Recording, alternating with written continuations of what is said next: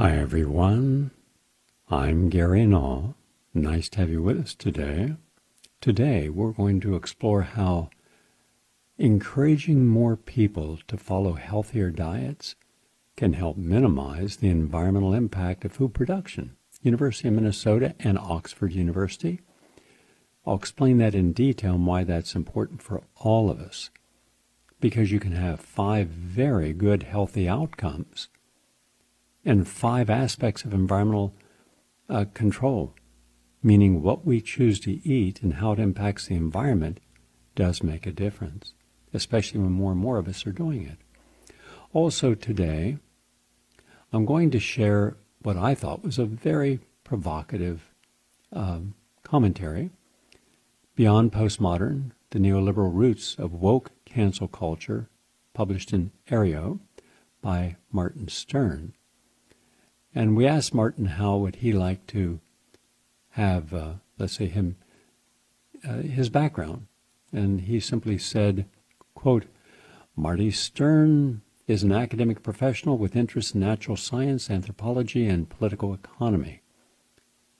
And he is a big believer of localism, vernacular architecture, and letting X equal X. He's a heavyweight, as you will see. Also today, a few thoughts from Chris Hedges on American Requiem. And that's from Scheer Post, S-C-H-E-E-R, Post. I was up during the evening writing because I believe that we are not looking at the real solutions because we're not understanding the real problems. We're looking at a problem from the current end-stage symptom and not at the underlying cause. So it doesn't matter who's in office on one level, because the politics of power are inbred in both the Democratic and Republican Party. We've seen that between Clinton and George Bush, between Obama and Trump. It doesn't matter. You and I don't benefit. The environment doesn't improve. World peace doesn't occur. Asking for forgiveness and helping to rebuild the thousands of communities around the world that we've negatively impacted with our military-industrial complex hegemonic philosophy doesn't change. Nothing changes for the better because of who's in office, who's in power. I think we have to come to that understanding, which means we have to go beyond emotion and beyond intellect to innate wisdom. In fact, it was Richard Gale, my producer. We had a long conversation about bringing on guests over the next 3 weeks who are profound thinkers, people who get back to what we used to learn. In fact, those of us who are baby boomers, we were the last generation to go to college and have classes on wisdom, not just knowledge enhancement. And now knowledge enhancement isn't taught, rather power. How to get what you want when you want it now. Well, what happened to wisdom that's guided people throughout all the millennia? It's gone. So we're going to talk about that. I'll talk about that somewhat on today's program. Also, before we get started, I just want to let you know, for those of you who said, well, you can't take hydroxychloroquine because it causes irregular heart rhythms, AFib. Not true. This is just today from the American College of Rheumatology. Quote, hydroxychloroquine not linked to a longer heart rhythm intervals in rheumatoid arthritis or lupus patients. And this was just presented this week in Atlanta at the American College of Rheumatology's annual meeting. But remember, who said that it was bad to take? 2 articles. And from those 2 articles, 4 additional ones were written. The 2 big ones, one published in The Lancet, one published in New England Journal of Medicine, had to be retracted. They were fraudulent articles. And also, when did people get hurt when they take hydroxychloroquine? Well, when they're in intensive care in ICU units and they're being given ventilation, they're at the end of their life, and then they were giving up to 9,000 milligrams? Of course they died. So they used that cherry-picked information instead of looking at the 55 peer-reviewed studies that show that this very inexpensive, non-patented, is off-patent drug that's been used safely, including with babies, all over Africa. It's one of the reasons that Africans have had less deaths, because they use it regularly. It's not by prescription there, nor was it by prescription in France. You could go in just like a vitamin and buy it. And at 200 to 400 milligrams, for people working in hospitals or those who are in direct contact with sick people, you can take it preventatively. That along with zinc and zithromycin. And all the experts have come forward to say that, and they're immediately attacked by Anthony Fauci's little mob. So today I'm going to give you a little information insight on why you should never trust anything that fool has to say about anything. He should be in prison for the rest of his life for crimes against humanity, and I will document that. So just want to put another nail in the coffin of this. Don't take hydroxychloroquine. That's the one drug, if everyone were taking it within the first 7 days at low potency under medical supervision, we could have probably stopped 80% of the deaths, or people going from symptomatic to end stage. So that's a new study. You heard it here. What do you want to bet? You hear it nowhere else in the media. Check for yourself. The American College of Rheumatology, the current issue right now. So we are making progress in some areas. For example, good news, there was a major victory. The federal court smacks down the FDA approval of Frankenfish. Quote, the absolute last thing our planet needs right now is another human-created crisis like escaped genetically engineered fish running amok. Good. So now, even though the FDA, a totally corrupt organization, I wouldn't trust anything anyone there says. They're fully controlled and captured by special interest groups. But they approved Frankenfish, but a federal court saw the evidence and said no. So that's good news. So once in a while, we do win. And the people leading this was the Earth Justice and Center for Food Safety. They challenged the FDA. And finally, a good victory there. So good news. Also some good news, finally, out of India. I'll go to the latest on health now, show you why this one study where we should eat healthier diets. A study that was recently carried out by researchers from the University of Minnesota and in England at Oxford University revealed that foods that have the most positive health outcomes tend to have the lowest environmental impact, while foods associated with disease, likely highly processed foods and animal proteins, factory farming, and all that runoff from factory farms can be very harmful to the environment. Researchers made this determination by looking at how consumption of 15 food groups is associated with 5 health outcomes and 5 aspects of environmental degradation. Now, the specific foods that were associated with better health, fruits, vegetables, nuts, legumes, beans, olive oil, olives, and whole grain cereals like brown rice, quinoa, millet, had the lowest impact on the environment. That's good. Red meat, both processed and unprocessed, had the most negative impact on the environment and also happened to be the unhealthiest. Al Gore, you getting this message? Al, for a second, could you just suspend your ego and this massive need to make billions of dollars, which your hedge fund has made, and actually go vegan and promote it? Arnold Schwarzenegger did. James Cameron and his wife did. Good for them. And now James Cameron and his wife have a school for vegans. And so the word is getting out, and that's good. And by the way, this was published in the Proceedings of the National Academy of Science. That's our most respected scientific journal. And it was also reconfirmed at Harvard's School of Public Health. So when you look at the fact that commercial food production makes up 30% of the world's greenhouse gas emissions, with the livestock sector representing half of these emissions, it also takes up around 40% of the global land and is the biggest factor threatening species with extinction. For example, 90% of all the fish caught in the world is not eaten by humans. It goes to livestock.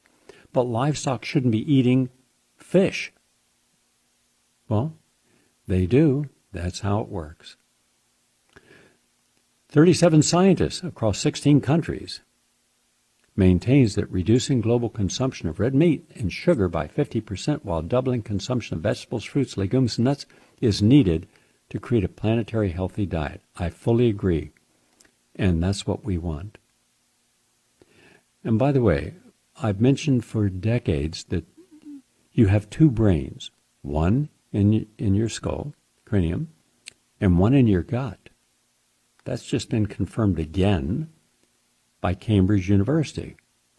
Now, we know that the brain is uniquely protected against invading bacteria and viruses, but its defense mechanism has long remained a mystery. Now, a study in mice confirmed in humans has shown that the brain has a surprising ally in its protection, the gut. The brain is arguably the most important organ in the body, as it controls most other body systems, enables reasoning and intelligence and emotion, unless, of course, you voted for Trump or Biden. We got to find the brain down in the rectum. Humans have evolved a variety of protective measures to prevent physical damage to the brain. For example, it sits in a solid bony case, that's your skull, and it's wrapped in 3 layers of watertight tissue known as the meninges. But what has been less clear is how the body defends the brain from infection. Elsewhere in the body, if bacteria or viruses enter the bloodstream, our immune system kicks in with immune cells and antibodies that target and eliminate the invader. However, the protection in the brain is a form of impermeable barrier preventing these immune cells from entering the brain. But research just published in Nature magazine, led by a team from the University of Cambridge and the National Institutes of Health in the USA, have found that the meninges are home to immune cells known as plasma cells, which secrete antibodies. And these cells are specifically positioned next to the large blood vessels running within the membrane, allowing them to secrete their antibody guards to defend the perimeter of the brain. And when the researchers looked at the specific type of antibodies produced by these cells, they got a surprise. The antibody they observed is normally found in the intestine, in your gut. The plasma cells are derived from a particular type of immune cell known as B cell, and every B cell has an antibody on its surface that is unique to that cell. If an antigen, that's the part of the bacterium or virus that triggers an immune response, binds to that surface antibody, the B cell becomes activated. It will divide to make new offspring and also recognize that same antigen. So that's all important. It means that, sure enough, eat good foods, eat probiotic foods like yogurt or sauerkraut or miso, tempeh, because then you're doing a lot of good. And finally, from the University of South Bohemia, which is in the Czech Republic, health status is determined by a balance of oxidants and antioxidants, which protects healthy cells against the threat of internal and external risk factors. Well, your number one antioxidant is vitamin C, or ascorbic acid. It's fundamental. And so new research has determined that vitamin C can help protect healthy cells during cancer treatment. Now, I've advocated this for a long time. I was working with oncologists that they would give a specific type of chemotherapy at lower doses, and I was giving them a protocol for high-dose vitamin C. As a result, they didn't lose their hair. Their immune system was strong. It wasn't wiped out because of the chemotherapy, and they were able to deal with the cancer. So that's all good. That's the latest on health and healing. We are 20 minutes into our program. We're going to take a break, and when we come back from the break, I'm going to play for someone that I was counseling this morning who said they have no meaning left in life, that they don't know what to live for. So just sit watching television all day, vegetating, stressed with extreme anxiety. And I said, okay, I'm going to play a short clip of someone that I have an enormous amount of respect for. Viktor Frankl, Dr. Viktor Frankl, 5-year-old kid, was in the concentration camps, survived, because he said it was those who had a purpose and meaning greater than the pain and deprivation they were suffering from who were most likely to survive. Coming back with Professor Viktor Frankl and just a moment. Please stay with us. The truth is that as the struggle for survival has subsided, the question has emerged. Survival for what?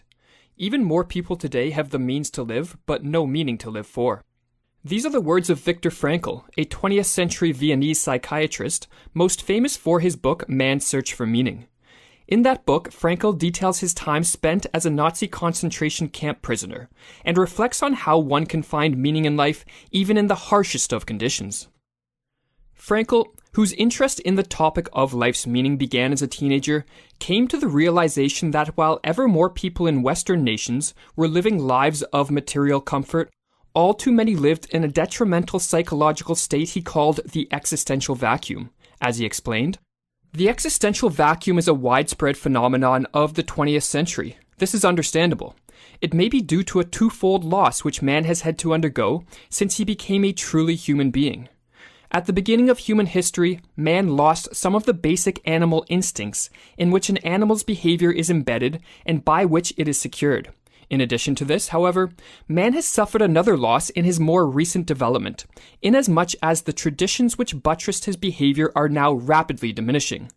No instinct tells him what he has to do, and no tradition tells him what he ought to do. Sometimes, he does not even know what he wishes to do. Instead, he either wishes to do what other people do, conformism, or he does what other people wish him to do, totalitarianism. The preponderance of people living lives absent of meaning led to the emergence of what Frankl called the mass neurotic triad.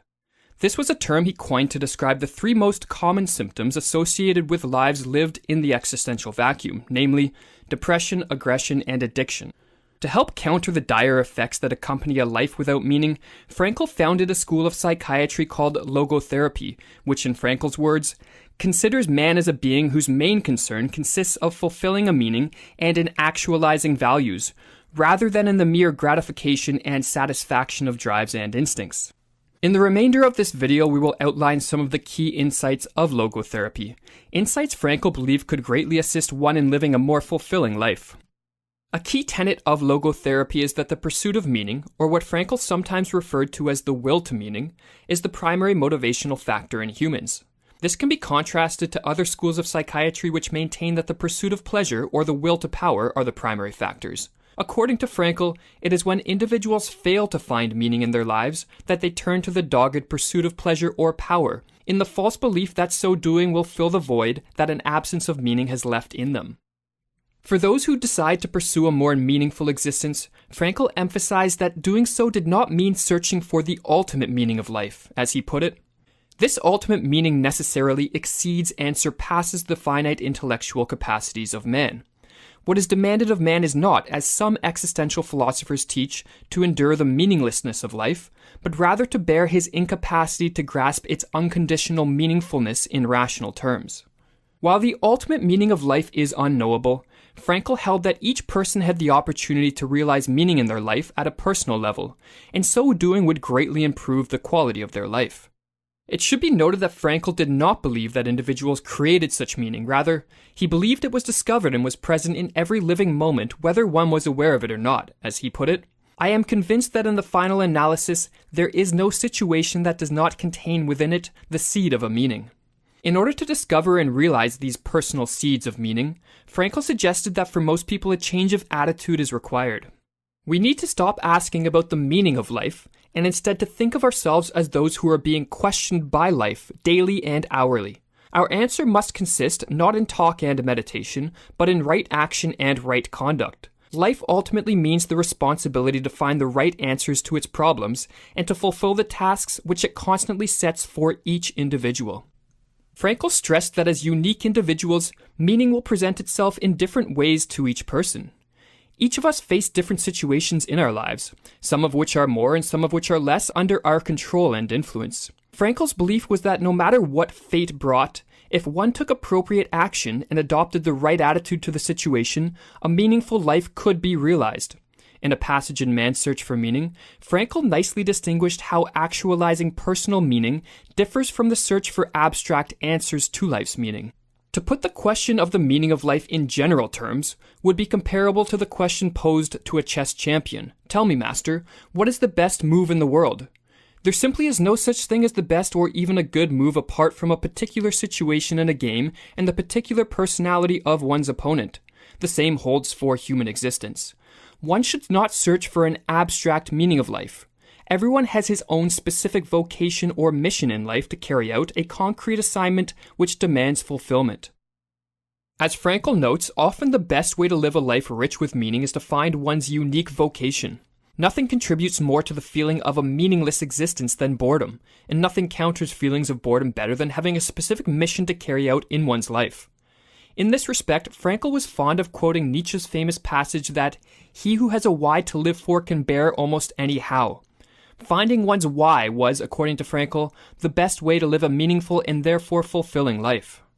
However, for some, adopting a vocation and striving to achieve the goals associated with it is beyond their reach. Instead, some people face situations which they have little control over, situations which can cause immense suffering, such as being diagnosed with a terminal illness or, in Frankl's case, being imprisoned in a concentration camp.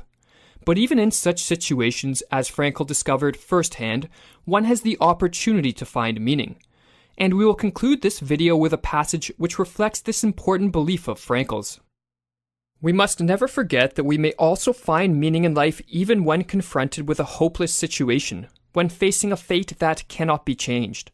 For what then matters is to bear witness to the uniquely human potential at its best, which is to transform a personal tragedy into a triumph, to turn one's predicament into a human achievement. When we are no longer able to change a situation, we are challenged to change ourselves.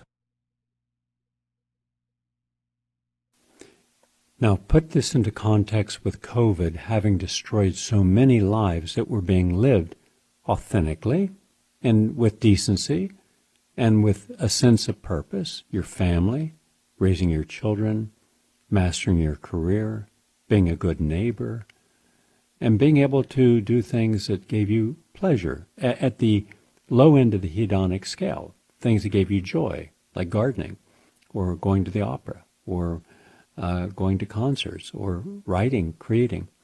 These are things that allow us each day to think there's something else today that I could do that allows this day to have meaning.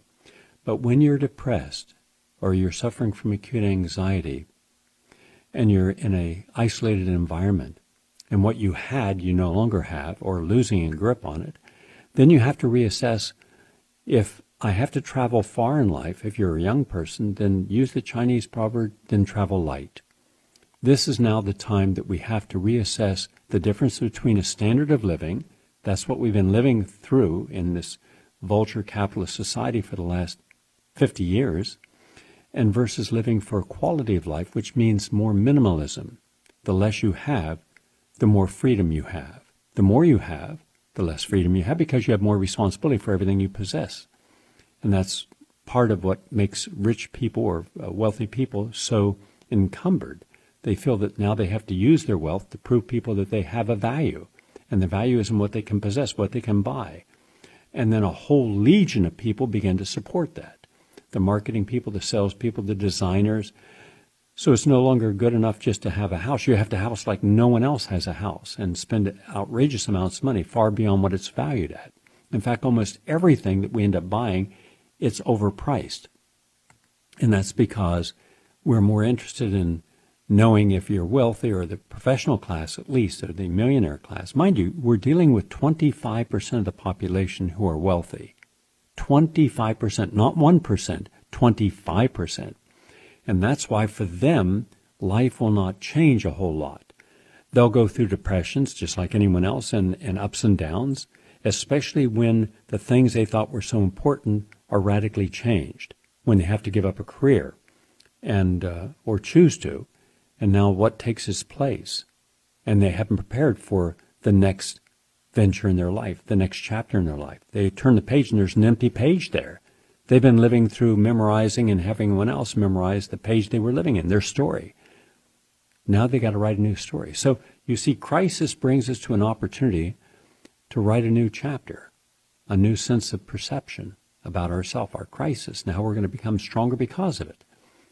Just something to think about.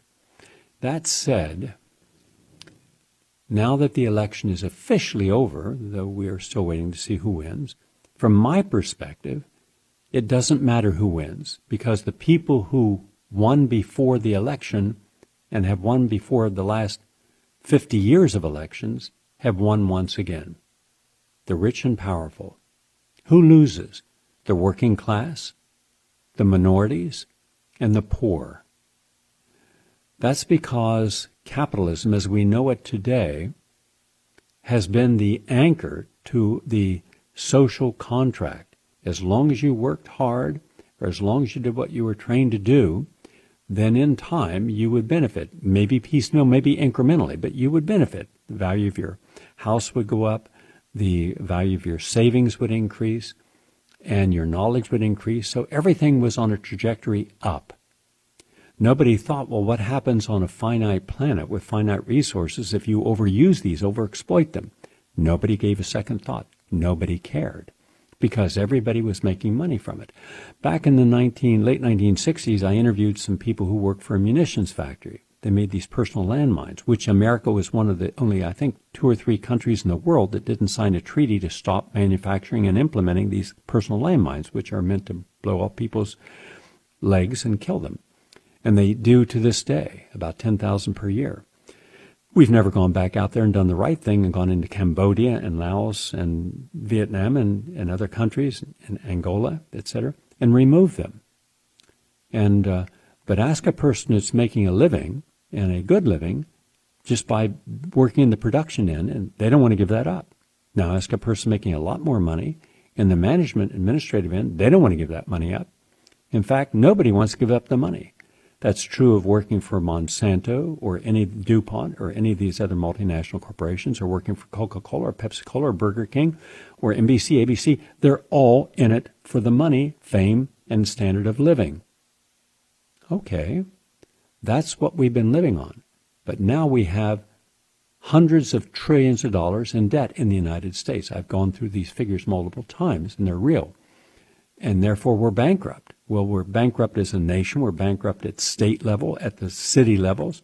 If every city in America, if every state in America, and if the federal government had to either pay off all of its bills currently or go broke, you would have very few places left in America that were not broke. In fact, that's also true for a lot of very wealthy people. Yeah, they make a lot of money, and they spend everything they make.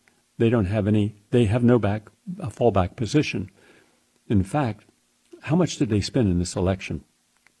The closest figures I can determine are $1.5 billion, $1.5 billion for Biden, and $1.5 billion for Trump, about the same. Think of it. That's $3 billion spent on a presidential election. In one of the Senate races, it was over $100 million. So what does this mean? According to Chris Hedges, this means that America is a failed state. Quote, "The people always lose. It does not matter who sits in the White House," according to Chris Hedges. And indeed, I would agree with that. There are many actors that killed America's open society. The corporate oligarchs, right at the top, yes. Do they ever ask you for your opinion? No. Me? No. Do we have solutions? You bet. But they don't care about our solutions. No, they own the electoral process. They own the courts. They own the media. They own the lobbyists. They own the legislators. They own the think tanks. They own everything that's of value, which means that all the rest of us have to live at different levels of impoverishment. Also, they can brag about how many zeros they added to their net worth. The military-industrial complex is the largest expenditure that we have from our tax dollars, and that's about $1.5 trillion, or $1.5 billion. Of course, the medical industrial complex is the number one expense, but they won't touch that. Left or right, the New Democrats or the Social Democrats do not want to take the excessive profits out of the medical system. They just want more people to be insured. But that's stupid, because what if your existing medical system is also the most lethal in the world? That's not possible. That's impossible. with nearly 800,000 more or less physicians and all the nurses, hospitals, the science labs, MIT, Harvard, Stanford, all these great places bringing out all these great innovations and minds? Yes. But what is the reality? Every year more Americans are killed by medicine than any disease. We wrote a book on it. We wrote a scientific paper on it called Death by Medicine. It took us 5 years using their figures that has never been refuted. In fact, it's been used now all over the place. So wouldn't it make sense, instead of simply saying our number one goal is to see that everyone is insured, to say that every American has the right to have the best health care delivery system, including preventative systems, so they don't get sick to begin with, and then have the best of alternative medicine and the best of orthodox medicine, but make sure that anything within orthodox medicine that is commonly used, like synthetic hormone replacement therapy for women, that doesn't work and is dangerous and causes 13% adverse effects, including heart attacks and stroke, that is removed from the equation. That would be reasonable, but there's nothing reasonable when it comes to power and money. So that's where we're at. Think of the CEOs. They're making bonuses and compensation packages into tens of millions, even hundreds of millions of dollars. And they're the ones who shipped your jobs overseas and left our cities in ruins and our workers in misery and despair without sustainable income. And according to Chris Hedges, quote, the fossil fuel industry that made war on science and chose profits over the looming extinction of the human species. The press that turned news into mindless entertainment and partisan cheerleading, the intellectuals who retreated into the universities to preach the moral absolutism of identity politics and multiculturalism while turning their backs on the economic warfare being waged on the working class and the unrelenting assault on civil liberties, and of course the feckless, hypocritical liberal class that does nothing but talk, end quote. Chris Hedges. If there's one group, according to Chris, that deserves our deepest contempt, it is the liberal elites. Those who posture at the moral arches as the arbiters of society while abandoning every value that purportedly holds the moment they become inconvenient. The liberal class once again served as pathetic cheerleaders and censors for a candidate in a political party that in Europe would be considered on the far right, even while liberals were being ridiculed and dismissed by Biden and the Democratic Party hierarchy, which bizarrely invested its political energy in appealing to Republican neocons. Liberals were busy marginalizing journalists, including Glenn Greenwald and Matt Taibbi, who called out Biden and the Democrats. The liberals, whether at The Intercept or the New York Times, ignored or discredited information that could hurt the Democratic Party, including the revelations on Hunter Biden's laptop. It was a stunning display of craven careerism and self-loathing. But that's what we become. So the Democrats and their liberal apologists are the election of those who are oblivious to the profound personal and economic despair sweeping this country. They stand for nothing. They fight for nothing. Restoring the rule of law, universal health care, banning fracking, the new Green Deal, the protection of civil liberties, the building of unions, the preservation and expansion of social welfare programs, a moratorium on evictions and foreclosures, the forgiveness of student debt, stiff environmental controls, a government jobs program and guaranteed income, financial regulation, opposition to endless war and military adventurism were once again completely forgotten. You heard no one discuss that. So the surrender of the liberal elite to despotism and creates a power vacuum that speculators, war profiteers, and gangsters and killers, often led by charismatic demagogues, fill.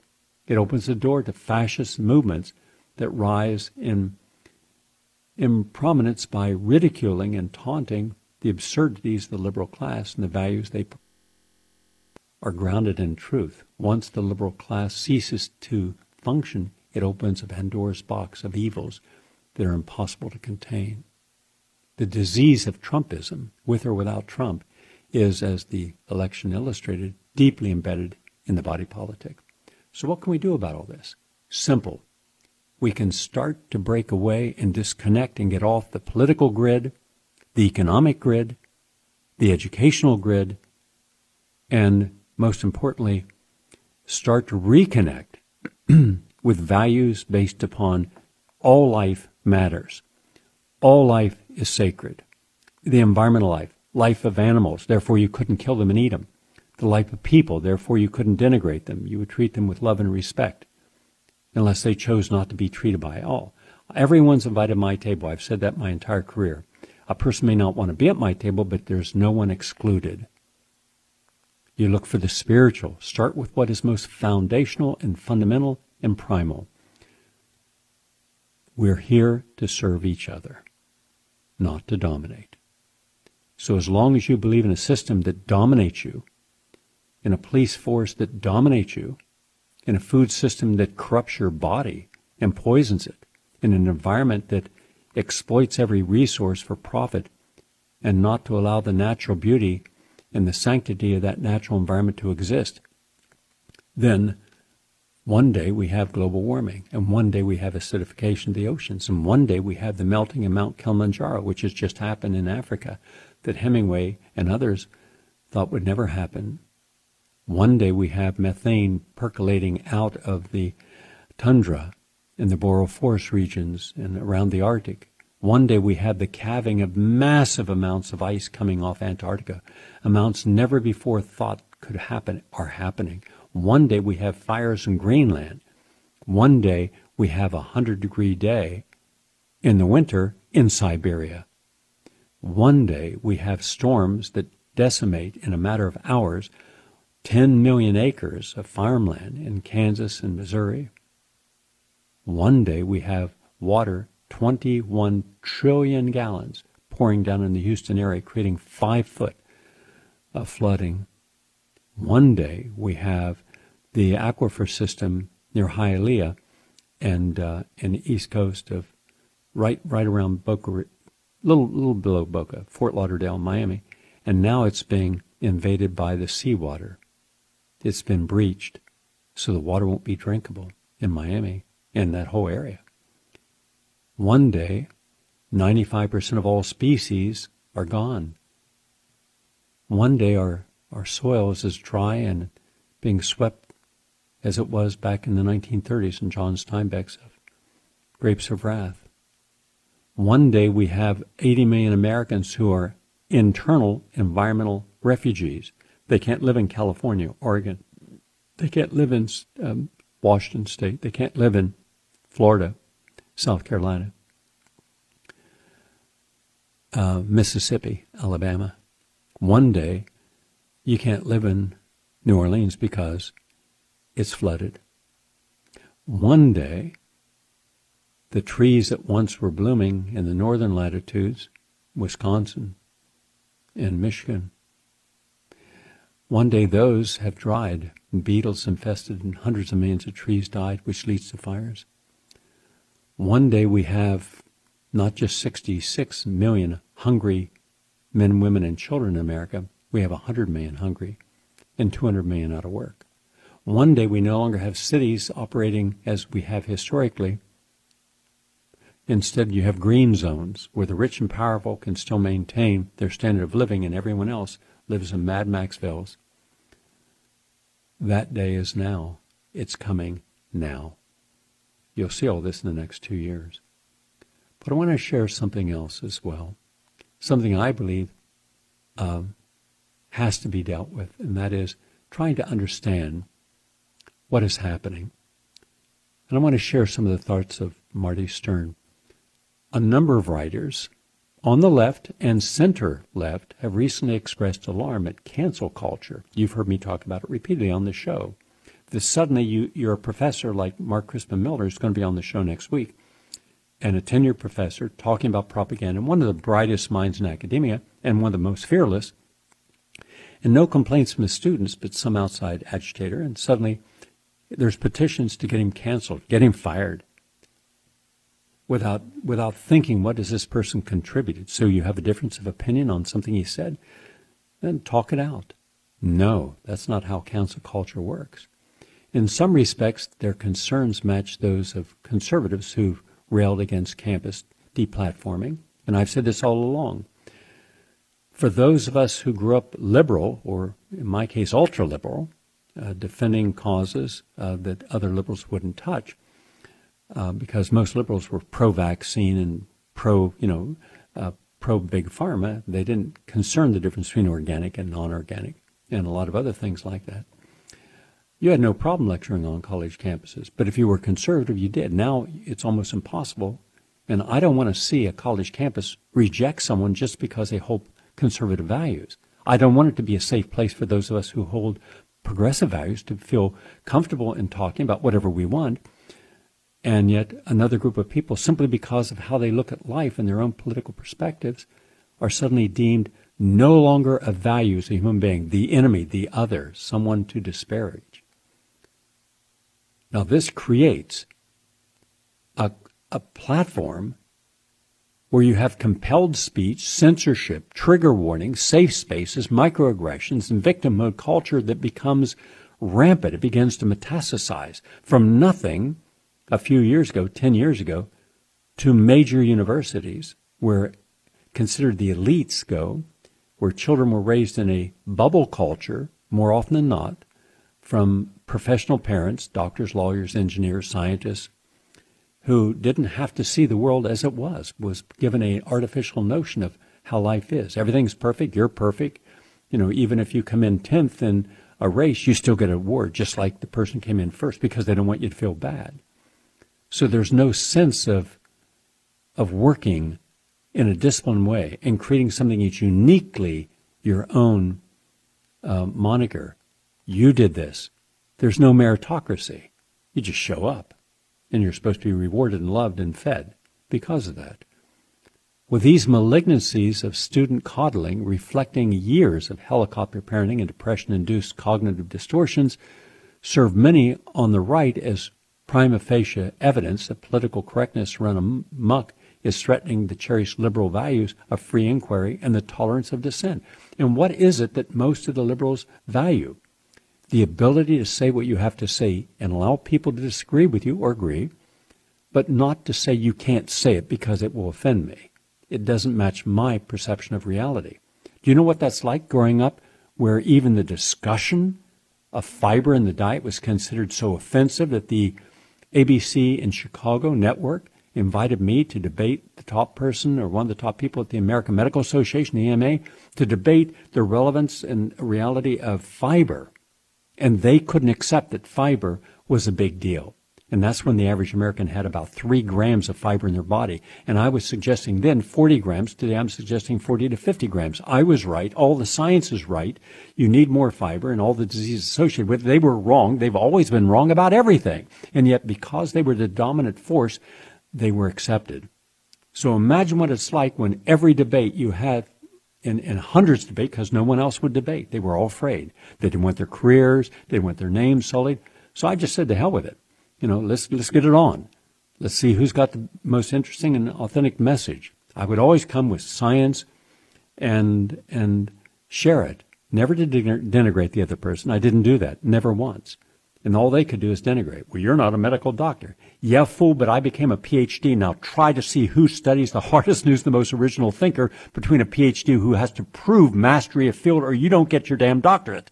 And I have a multi-doctorate disciplinary degree in public health. But you just have to do it rote-wise. Even if rote is wrong, you have to do it. So when you go out there and start killing patients by not thinking and sticking with protocols that are wrong, then where's that clear and clever mind that says, this is wrong, the patient's not benefiting, let's change? No, because some big hand's going to come down and grab you, say, no, this is the protocol, this is what we, the pharmaceutical industry, are making a profit from, this is what you do. You can't do that with someone like myself or others who are conditioned to learn for themselves. We don't learn in a group. It's one-on-one. In my case, it was 9 members of my doctoral committee, none of them friendly to me, and myself. So get over such big thinking of yourself that you're an expert because of where you went to school. It doesn't matter. It's irrelevant. Education is education. When you get your degree, whether you get it from Harvard, you get it from State University of New York at SUNY, you're getting the same equivalency. Now, the teacher may be different, but you can't say one's smarter than the other because they all had to meet the same standards to stay accredited. So we have a cognitive distortion, and this can lead to thinking you're better than who you are and always trying to blame everybody else for the mistakes you've made and trying to ridicule people and demean people and everyone in the field. I'm talking about every holistic dentist like Dr. Amara Goodall, an outstanding dentist, and all the holistic chiropractors like Mitchell Propman and over in wherever he's at now, Brooklyn or Queens, and all of the holistic cardiologists like Dr. Vanini and the oncologist and the neurologist and all of these doctors, of which there are thousands, all demeaned. They have to stay silent in the closet because our society says the cancel culture will cancel you if you cure a patient, improve a patient, or suggest a treatment regimen that is not in accordance with our accepted therapies.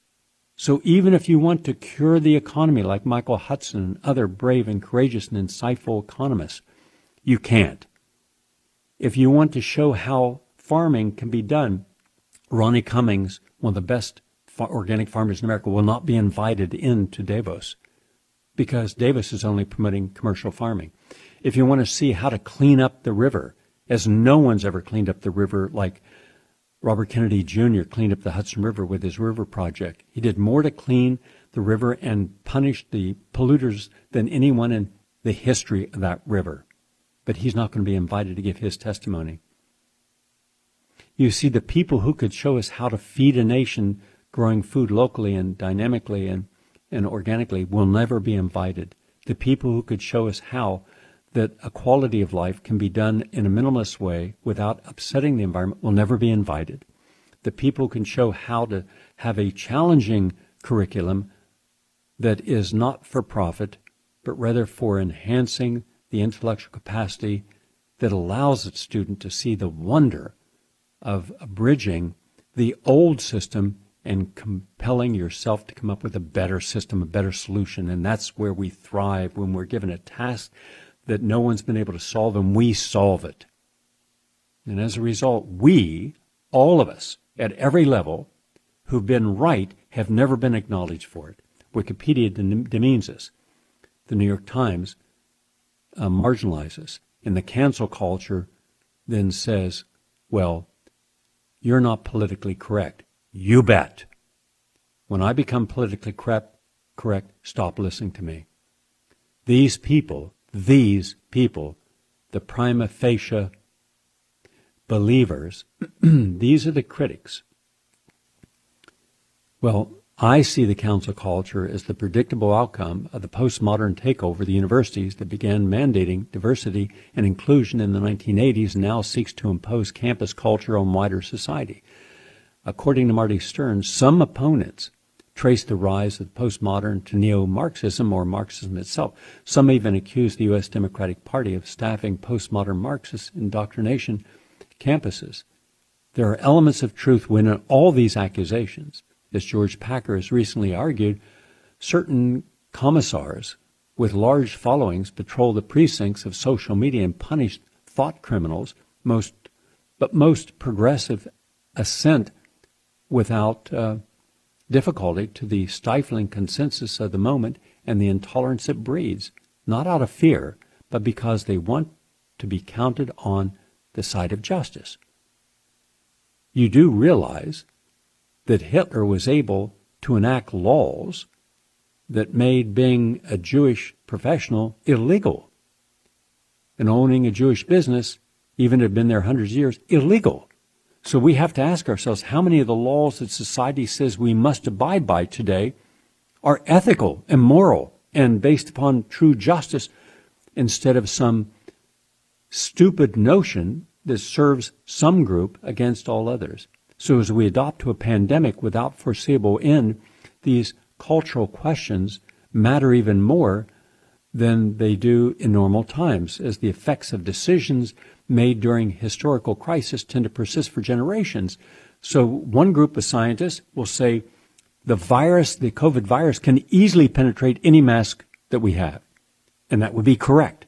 Does that mean you shouldn't wear masks? No, it doesn't, because there are other germs that you could block at coughing and sneezing, larger water molecules, therefore justifying it. But to say that anyone who doesn't wear a mask is anti-science or wants to infect the public and therefore should be punished, that's wrong. The term neoliberalism has become fraught. Some regard it as a pejorative hurled by those opposed to globalized capitalism, while others simply use it as John McWhorton does. But whatever we call it, we've all been immersed in deregulation, privatization, free trade, deficit-driven austerity, and globalized financialization. And that's to our detriment, not to our benefit. And universities were already wounded before postmodernism. Though the university has traditionally been a modernist project, guided by the values of the Enlightenment, it's striking how readily post-structuralist and post-modernist perspectives came to predominate, particularly in the faculties of literature, education, social sciences, and law. So one needn't be a conspiracy theorist or suggest apocalyptic implications to acknowledge that a philosophical ideological shift has occurred within some academic fields, and that this is reflected in the general language and culture of universities. And since most university professors consider themselves liberal, and postmodernist writers condemn institutional domination over the marginalized, many have assumed that this explains academia's embrace of both politically correct censorship and the prioritizing of group-level equality and inclusion over traditional academic discipline. The extent of postmodern academia's influence on the culture wars is debatable. However, and evidence that professors are drawn to postmodern's supposed neo-Marxism seems equivocal at best. In practice, most postmodernist faculty merely strike radical poses, while the few actual Marxists left a warrant of damage wrought by postmodernism to the entire academic enterprise. And while some campus radicals in the 1960s went to graduate school and joined the academy, many more did not. So it fell to their more compliant, savvier, younger siblings to become the professors at elite institutions who saw theory and ideals as their path to tenure. Thus, tagging postmodernists as neo-Marxists obscures their far greater influence over mainstream progressives who came of age during a New World Order, when liberals began to settle for gestures and symbols in lieu of material outcomes for social instead of income inequality. And I'll finish with this. The role of liberal academics in the adoption of the inclusive administrative policies in the 1990s was probably far less consequential than has usually been assumed. To suggest that university administrators are motivated by fealty to their professors' political ideology, let alone to their intellectual commitments, one must ignore 40 years of the steady nurturing and then neutering of faculty power over institutional policies and priorities. Like employees everywhere, many, perhaps most, professors complain of their administrators' preoccupation with bottom-line realities. How much profit are we making? The funding of public universities prior to the 1970s was comparatively generous, but that business model was dismantled decades ago. The rollbacks of government support for education began during Ronald Reagan's governorship, when he famously argued that the state should not fund intellectual curiosity. Soon after Reagan's 1981 inauguration, New Right think tanks advocated slashing federal education funding by more than 90%. The Democratic Party limited the bloodletting to about 50%, but this forever monetized the culture of U.S. educational institutions. So ask yourself this. If we really care about whose interests are we serving, and this is to all the professors, of which I've been an instructor, professor in colleges for a long time. When was the last time you all got together and decided to have a general protest, a general strike, at your universities and colleges until all student debt is forgiven. Wouldn't that then show that you were more than just an intellectual theory, that you were a pragmatic person willing to step out of existential behavior and into the real world? Put yourself on the line, put your career on the line, put your salary on the line for those who will be indebted, the new debt slaves, indentured to the federal government, which owns 40% of that student debt, and to the private institutions, where compounding interest will mean that a student graduating today may not pay off their debt for 20 to 30 years. And it was Joe Biden who was one of the signatories to keep them from being able to file bankruptcy and get out of that. So why don't you stop talking, and why don't you do something to show that you're a real person? Otherwise, as Chris had just said, it's just talk, talk, talk. I'm Gary Null. Thank you all for listening, and have a nice day.